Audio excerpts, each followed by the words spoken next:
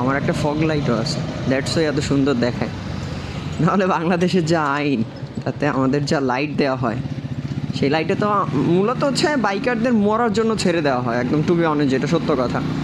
মানে আমি আমার 2.5 লাখ 3 লাখ টাকা দিয়ে একটা বাইক কেনার পরে আবার কেন আমি আমার 5,000 10,000 টাকা খরচ করে একটা লাইট লাগাইতে যাব, হোক সেটা হেলমেটের মধ্যে লাইট চেঞ্জ করে হোক, আর হোক সেইটা হচ্ছে আমার ফগ লাইট, আমি কেন লাগাবো?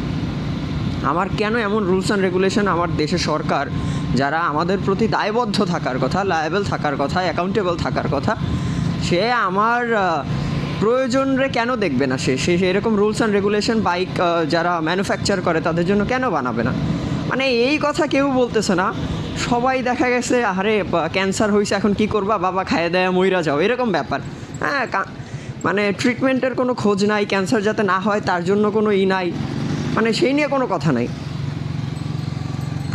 প্রতিরোধ নিয়ে কোনো কথা নেই। মানে কইরা ফেলছি, এখন কি হইবে, এখন মইরা যাও আস্তে আস্তে, সেরকম অবস্থা। আপনি বাংলাদেশে জন্মগ্রহণ করবেন আর আপনি হচ্ছে আস্তে আস্তে ধুইকে মইরা যাবেন, ঠিক আছে? এই হচ্ছে ব্যাপার।